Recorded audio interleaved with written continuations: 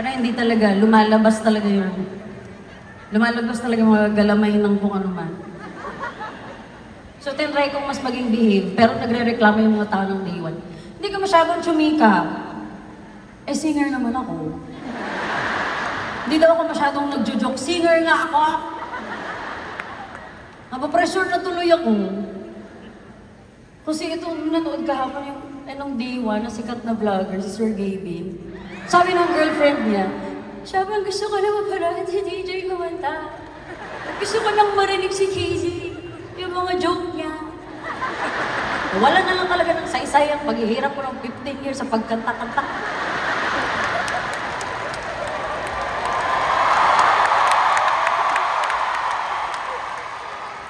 Gumanong gano'n.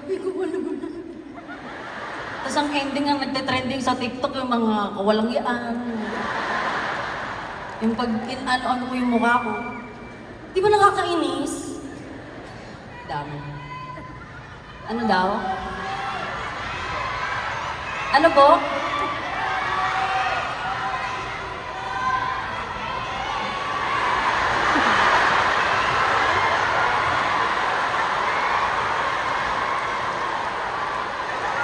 Alam niyo, sana hindi masarap ang ulam niyo bukas. Si TJ kasi nagpauso niya, ay, binunot ko yung straw, paano ko iinumin niya? Ito na lang.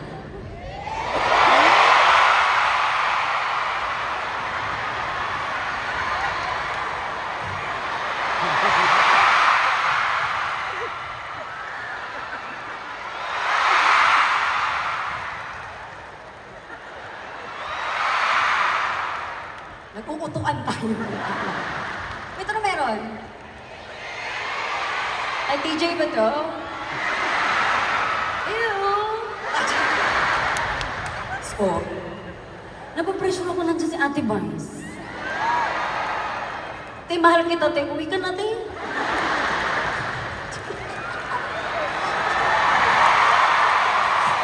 Pinauwi. Pero alam niyo po, si Ate Vice, isa siya sa pinaka-supportive sa lahat ng mga local concerts. Iba-ibang artists pinapanood niya. Tapos hindi siya yung talagang pupunta lang para mag-attendance. Yung talagang papanoorin niya, yung talagang nanap-napin niya ang bawat mga ganap, mga ganyan. Ate Vice, thank you so much. Happy birthday. Please watch that.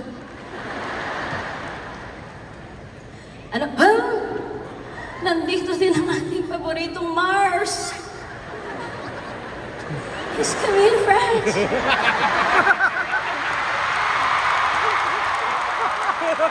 Miss Camille, dapat nung may mga malungkot na kanta si TJ kanina para mabawi yung lungkot. Dapat ganun, nandito na ang ating paborito.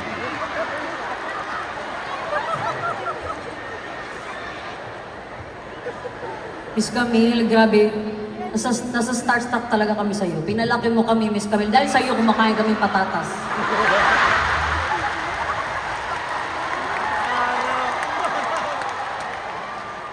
Dapat ikaw ang naging ikaw na ang naging nasa poster ng Department of Health. Para kung patutong magbalat ng patatas at kumain ng patatas. By Camille Prats. Hello po, thank you. Nakatapat na kasi. Ayaw marap kayo, Miss Camille. Nakakalula ang mga tao sa harap ko. Pwede po bang tumalikod na lang kayo? Pinaalis. Kasi, may Constantino, Inigo Pascu, The Ones nandiyan, may Kayla, Marich Alvarez, Majid Bonito, Yes, my love. Nandito na tayo sa Star Magic Bar.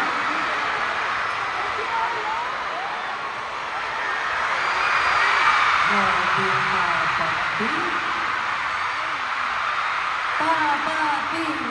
Papapi!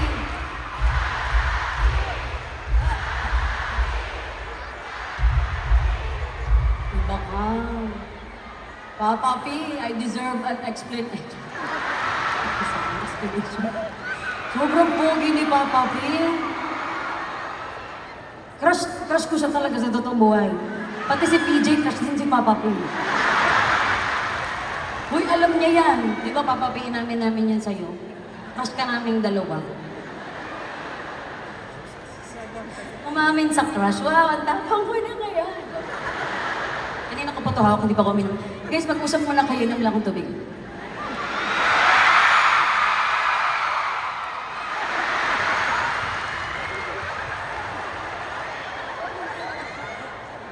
Uy, Ate Nani, ba't ka nagugulat? Turo mo to. Ay, may bata pa. Toby, don't listen. Cover your ears and eyes and Just go home. At pass your bedtime, boy. Ay, joke lang. Ay, inom lang ito ba? 5 seconds. Ako ko inom lang ng tubig. Alam mo naman, hindi kami nagkikis.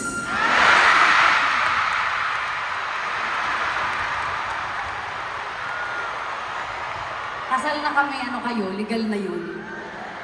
Okay na yun. Tagal kong inantay yun.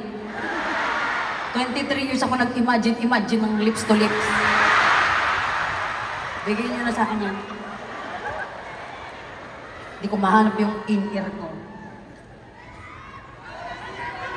Ano daw?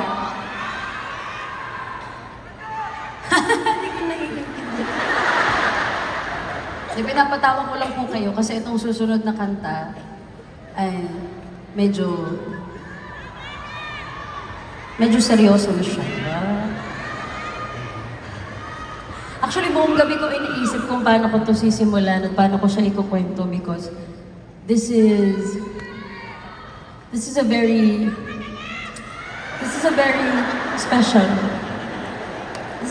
special and personal story. Ha? Tapos na yung set ni TJ, mamaya na kayo. Ay, ito naman, seryoso na ako, seryoso na. Yun na nga po, this next one is a song I wrote just recently. At sa totoong buhay, kayo pa lang po ang pinakaunang makakarinig ng kanta ko.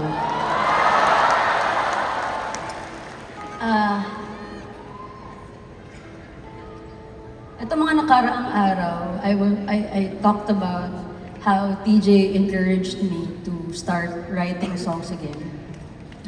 Kasi I've always felt like it's one of those outlets for me that I get to express myself. But I never thought that my songs were good enough para ma-release. Pero si DJ din yung nag-encourage sa akin na, love,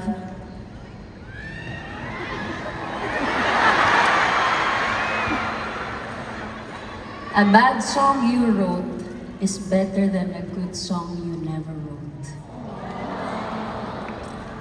Sabi niya, go lang.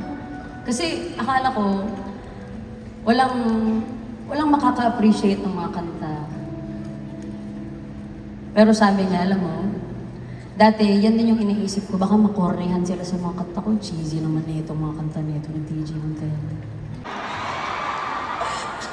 Okay lang naman, kahit sino na lang naman pwede tumakbo ngayon, okay naman.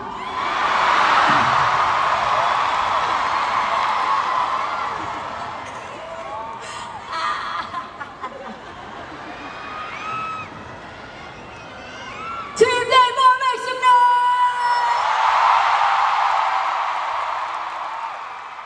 Grabe, akala po namin sagad na yung energy ng Team 1. Team Day 1, Team Day 2, at Team Day 3, pero parang mas OA ata po. Hanggang doon, may tao pa. Nakikita niyo pa po ba kami? Ayun din! Grabe. Maraming salamat. Ano daw? Ngayon ko po kayo nakikintindihan. Unang-una po sa lahat, magandang gabi, Team Day 4. I am so happy na makasama po kayo ngayong gabi.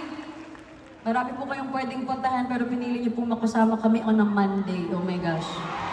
The thought pa lang na babiyahiin niyo ang Monday rush hour.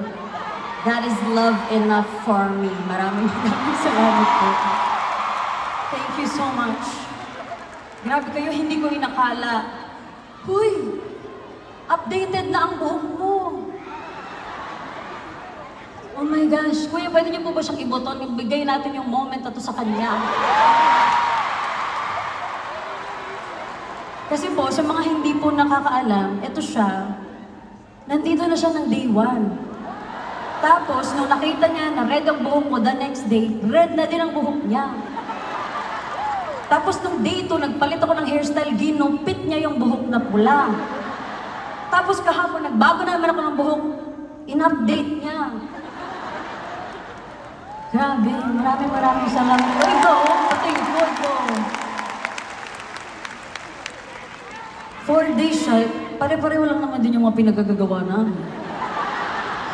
Ganun yung pagmamahal, yung parang niloloko ko na, nandiyan ka pa rin.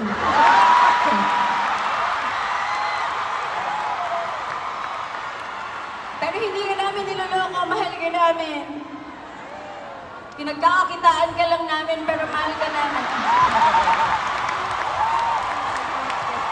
At least honest. Honest. Hindi namin kayo binaplastic-plastic dito. Mahal namin kayo, pero we'll take your money. Thank you so much. Okay, ito na nga po. Dapat kasi seryoso na agad ako. Nung day 1 kasi, tinry ko talagang, kasi Araneta, so dapat